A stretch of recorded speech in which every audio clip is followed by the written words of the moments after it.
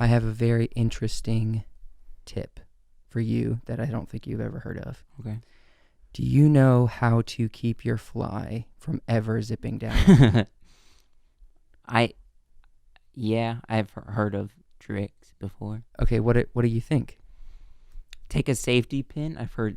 Nope. Put it around. Well, this is a way. Put it around the zipper and then put it through your button of the top of your pants. Okay. You know what I'm saying? Yeah. It'll keep it sturdy. A thing that's not well known, and this will keep your fly from falling down probably 95 to 99% of the time, is the little handle on the fly. Yeah. It just needs to be facing down. There's a lock on every single zipper that if it's facing down, it locks. Most. Yeah. No, all zippers. You can't get it to zip down if it's locked. The problem is you take a pee, you zip your pants up, and just leave it sticking up just like that. Okay. That's the problem. So just lock it down, man. Where'd you learn this information? I don't remember. Somewhere on the internet. Okay. The many Probably Bert wisdom Kreischer. of the internet.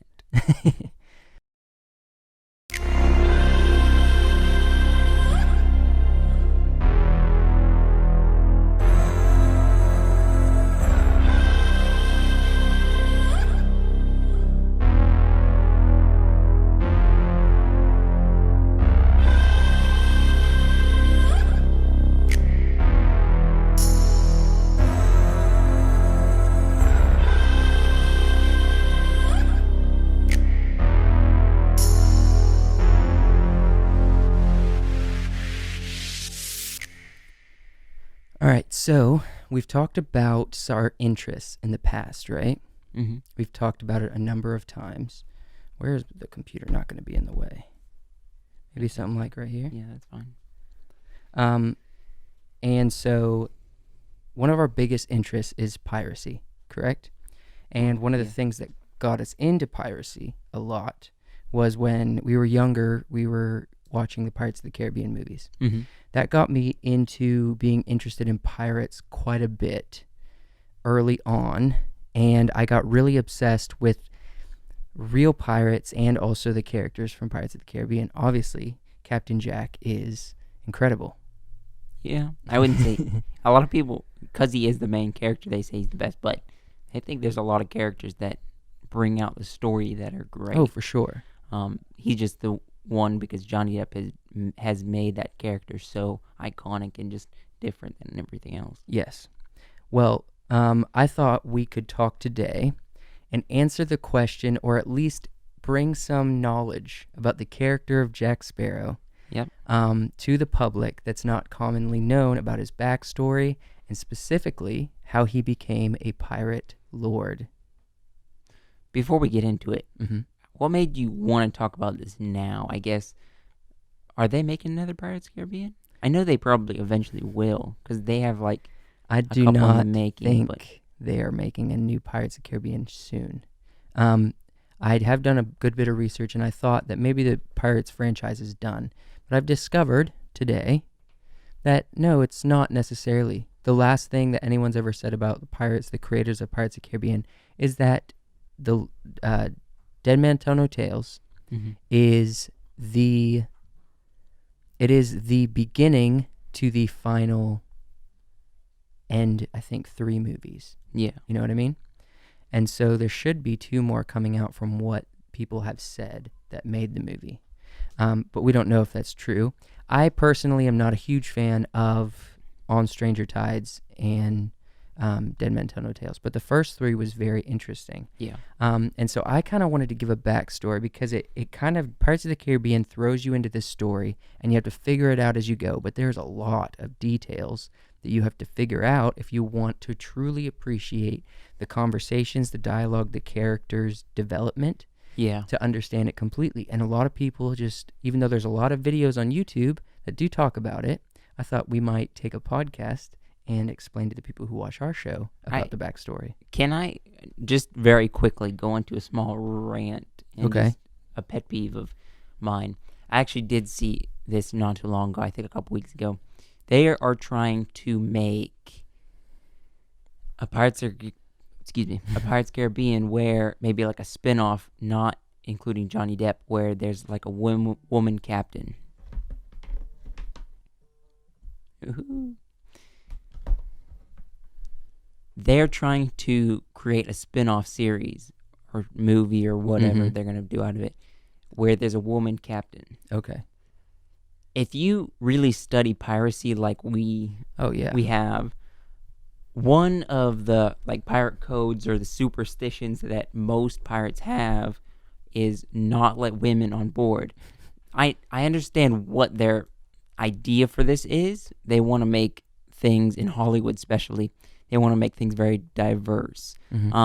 They want to bring forth like women, like women equality. Yeah, women roles, people equality, that are inspirational, which is fine.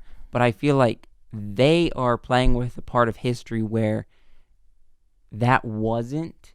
Well, I mean, deemed. Yes, there was women, but as a pirate captain role, which they had this as like Blackbeard's daughter being kind of the second in command. That was also something they played with that would have been a big no-no, I guess, for pirates. Well, the majority of pirates, perhaps, but there are pirates in history who were women, but they did keep it on the down low until they got a reputation for themselves, you know? There were a lot of women pirates, specifically the famous ones, Anne Bonny and Mary Read. Yeah, but they are known for dressing up like men and making people think they're men. They didn't want to flaunt like Anne became second first mate to Calico Jack.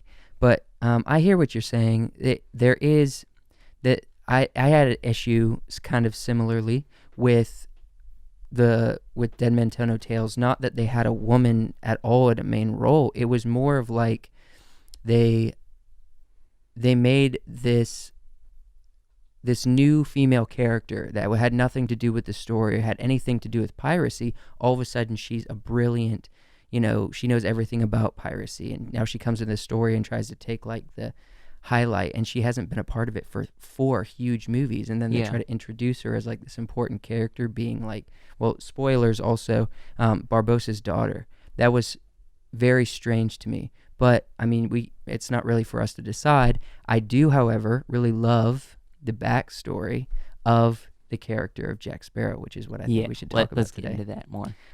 So, the first thing that's interesting is, from what I've heard, and this is people speculating online, not necessarily fact, based on the age of Johnny Depp when he played the characters, and so they're gauging that based on how old Jack Sparrow would be, that they believe that he was born in the year of 1700. Is this actual, is this fan fiction, or is this more like actual storyline evidence that the creators of Pirates of the Caribbean have created? It's kind of mixed in throughout. And honestly, because it's all fiction, I am willing to say, okay, this makes sense. This makes sense logically.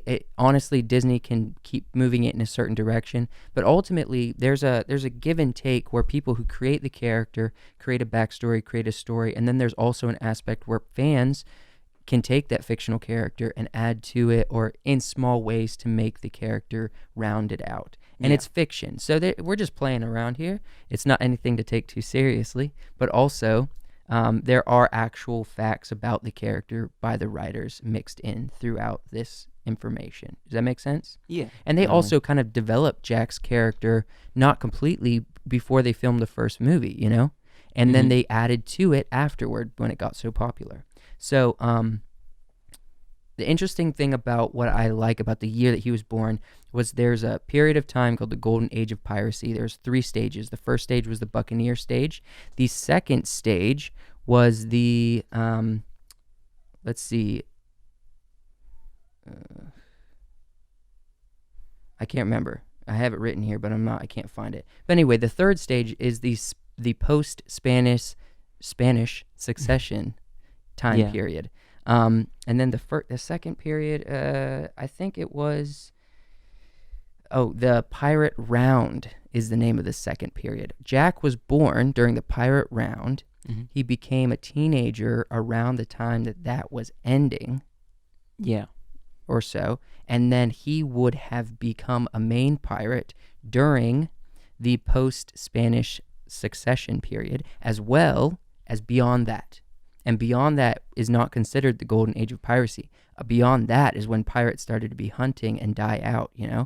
And it plays well into the character and the development of Jack Sparrow as a character and eventually his demise, Yeah. He was during that period of time when piracy was dying out.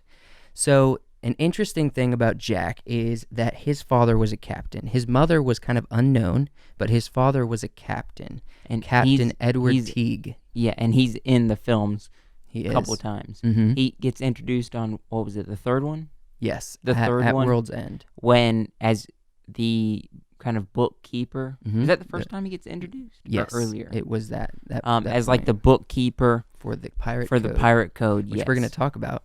We actually need to start going through this. We're not going to have enough time. We should probably make this into like 2 episodes. Or at Maybe least we'll a see. We'll longer see how far episode. we get, and then we can continue later if we don't get all the way through. Anyways, Jack Sparrow was kind of raised as a cabin boy between his father and other sailors and captains. He was bouncing around from ship to ship. Obviously, he wasn't well supervised as a kid. He was born to a pirate captain who didn't care much for his well-being. He was kind of left to figure out his life as he went. And he had, ever since he was young, he had a burning desire. The most thing he wanted out of anything was a good reputation, to be captain, and to have freedom. And freedom is a central point, as we talked in past podcasts, of his identity and his physical representation of his identity, of that freedom, is the Black Pearl. It was interesting because you got this information from online and things you found, but I remember gave me a podcast, and it was interesting. In it, he talks about the person who did the other podcast was when Jack was young, around this time, he was a teenager getting into adulthood. He went to what we saw on, I guess, the 4th movie, the Mermaid Lair. I can't remember what it was called. But Stranger Tides. Yes, well, the mermaid place, where the mermaids are. And the mermaids would lure sailors in by singing to them and making them fall in love with them. Mm-hmm. Jack, there was a time where Jack went there as like a teenager or going into manhood, like maybe young 20s, and he did not get lured in by the mermaids because his desire was freedom. It wasn't his strongest desire wasn't like for women and stuff. That is kind of backed up with all the times that like Elizabeth was trying to like seduce him or even like just try to get him to do things. He always had a desire for something else. Yeah. For the freedom that he longs for, which is that's why he loves being a pirate so much. Yeah, for sure. Okay, so pretty early on, Jack Sparrow was, like I said, a cabin boy, but he also desired to become his own captain. Yeah. And there was the whole backstory of when he got his compass and how he got his compass when he was young. He was about in his 20s and such. There's actually, when we talk about him becoming a pirate lord, it's a whole process. He actually met Teodoma and Davy Jones early on. And the reason for that is there was a couple instances, a couple times that since his father was also a pirate lord over the area of Madagascar. And because of that, he went to Shipwreck Cove with the other pirate lords and was at meetings even before he was a pirate lord. And Jack is, through his whole life, getting a lot of information about other pirates in different places. Jack was very interested in supernatural curses, mystical things around the sea. That was like he was more interested in that than any kind of gold. He was more interested in that than any kind of like typical piracy thing. You know what I mean? He was interested in finding supernatural artifacts like cursed treasure or like the Fountain of Youth, or, even trying to fix his own issues by controlling Davy Jones himself. You know what I mean? He's always gone after the more supernatural artifacts like his compass. And those have been the things that's interested him more than just like basic treasure. But also his desire to be a captain was still there at a young age. And so he actually met Hector Barbossa, at Shipwreck Cove when he was younger. And Barbossa was also a captain. Barbossa is a bit older than Jack Sparrow. And so Barbossa had gotten pretty much screwed by another rogue set of pirates, and I can't remember if the information is like they had sunk his ship or maybe they stole his ship or something, but they pretty much took Barbossa's, what he's worked hard for to become a captain, and Jack Sparrow had gotten some information on them and gave that to Barbossa, and they developed a friendship at a younger age at Shipwreck Cove. Yeah.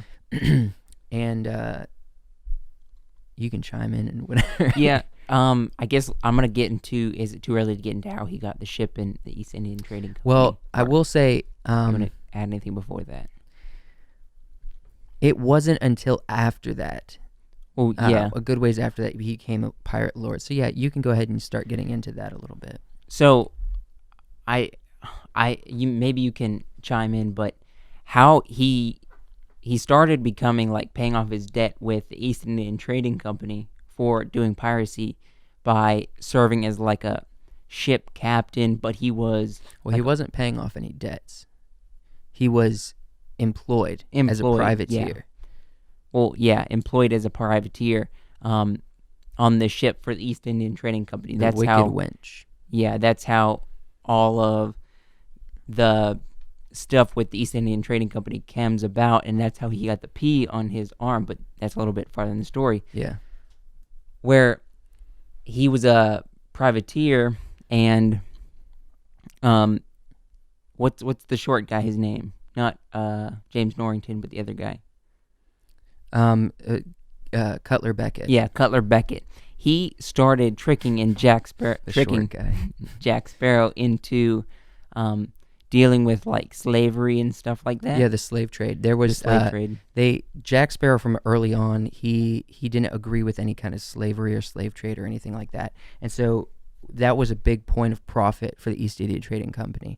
And so Cutler Beckett was trying to get Jack to be a part of that because that's where a lot of money is, and Jack didn't want to be a part of that at all. And but he was also really good at what he did. He was really good at being a captain, and pretty much he was basically tricking him into doing it. And once Jack found out, he like basically refused, and he was trying to like he wouldn't go on with it. But it kind of led to some things where Cutler Beckett actually, him and James Norrington actually, they destroyed his ship, which was, what would you say it was called? The Wicked Wench. The Wicked Wench. And the reason why they did that was because he refused to do a job involving slave trade. Yeah, and so that's when Davy Jones comes about, because, I mean, Jack knew him from younger days, being a cabin boy and being around pirates, but he made a deal with Davy Jones. He said, if you will bring back the Wicked Wench, I will become a captain for so many years, and then I will serve on your ship for 13 years. Yes, and and by the way, before they sunk the Wicked Wench, that is when he got the brand mark. Yes. And then it is also because he refused to do the job. And it's also he got Davy Jones' attention because he actually went to the location where the ship was sunk, and he valued that symbolic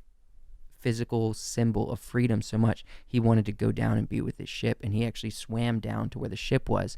And I think he got stuck or something down there, and that's when Davy Jones found him, and they made a deal in that fashion, and that's where they're at the shipwreck location. Yeah, and so he made a deal with Davy Jones for his ship, and then 100 years of service for 13 years of being a captain. Yeah, and that's what we know Jack Sparrow as, on the first movie, or even on the second movie a little bit, where he's like, I'm Captain Jack Sparrow.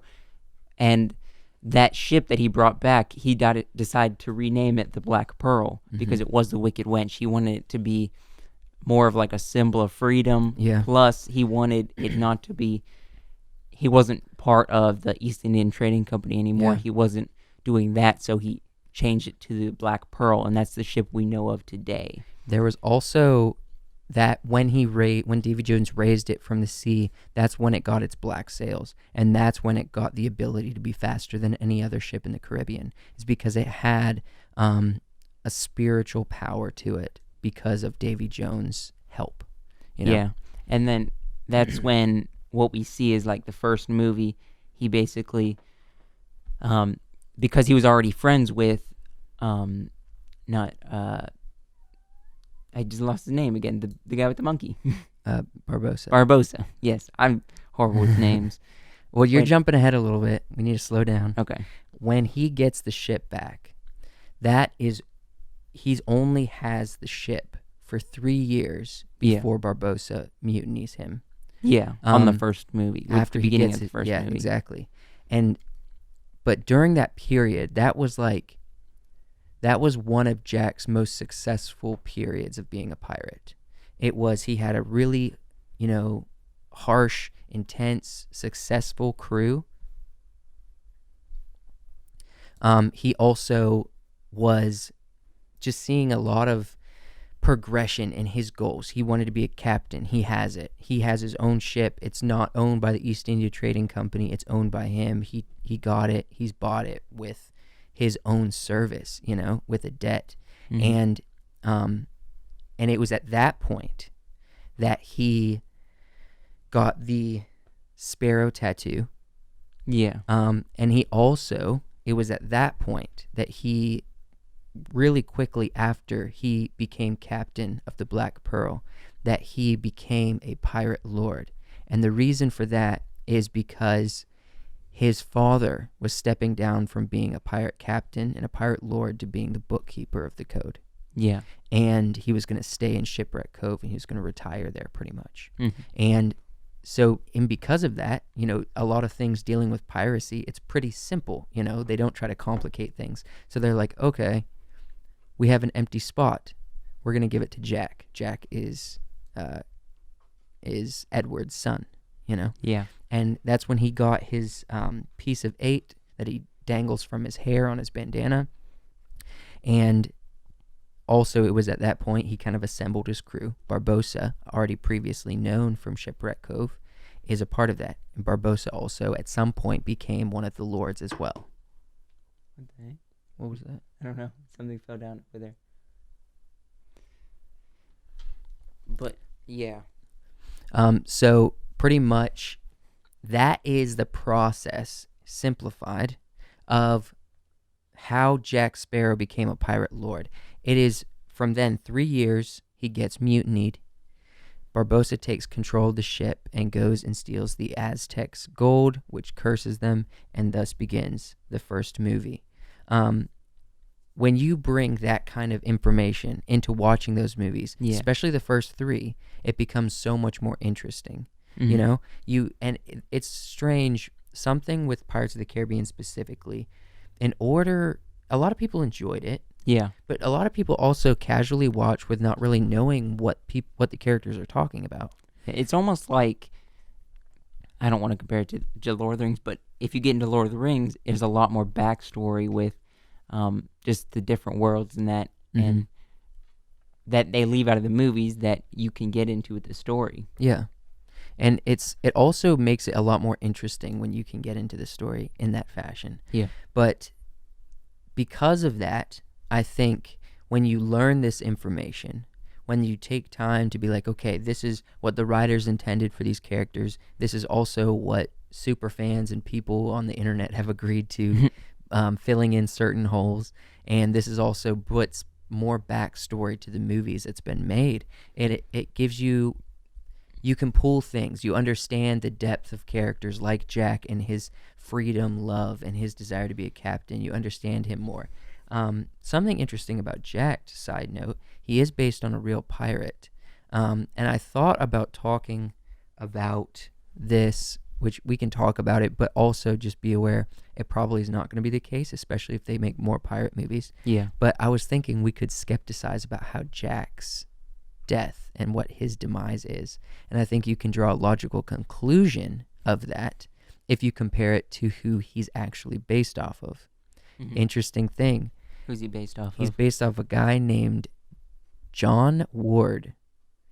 And the reason they call him Jack Sparrow is because his nickname was Sparrow, and a lot of his close friends called him Jack. How did he die?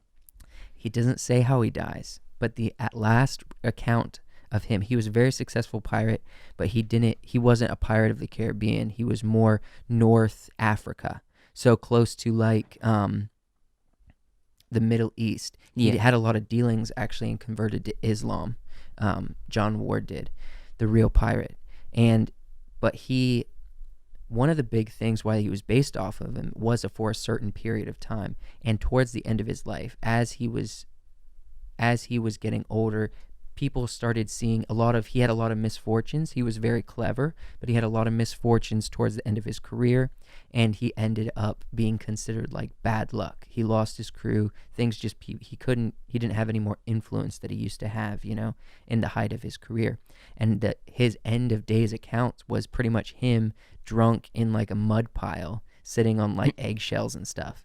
And that's like how he's described at the end of his life. And so you can kind of see a progression of Jack Sparrow. He built a reputation that's very high, that's very respected. And over time, I know I don't care for the new movies, but they even alluded to that in the new movies. Even his own old crew, like Gibbs and stuff, especially in the 5th one, aren't really respecting Jack anymore. They don't really fear him or, hold him on a pedestal like they did from the first movie, Yeah. And it's because his reputation's going sour. And it's the same that happened to the real pirate, John Ward. And so that's an interesting speculation, but I also didn't want to make that a part of it because if Disney makes more movies, then there's no point of that. Yeah, I mean, Disney's known for changing up storylines a little bit just to further the thing. But something that watching the movies and knowing that story and everything that I thought was interesting. On the first movie, the dynamic between Barbossa and Jack. Barbossa, he like on the first one, he marooned him, so Jack doesn't like him, he kills him. Mm-hmm. That was his goal in the first movie. He wanted to kill his first mate, the guy who marooned him, because he hated that he stole the freedom from him. Yeah. But later on, especially when Barbossa helped him escape from Davy Jones' locker, the dynamic between the two characters, yes, they still don't like each other because they want but you the can Black see Pearl. how they're old friends, Yes, but a bit salty, you know what I mean? Yeah. It's like salty, like a saltine cracker. Yeah. Anyways, so there's a lot of interesting stuff that we could pull from Pirates of the Caribbean. I thought it would be interesting to try to recount in a conversation form of Jack's beginnings and up to at least the movies, so you can bring this information and go have like a marathon or something, Yeah, and bring that information and try to pick out where you might see things stand out more, that you know a little bit of Jack's backstory. But I think we should wrap this podcast up. Okay, so if you enjoyed that, give us a follow, subscribe, and click the bell. Yep, and have a good week.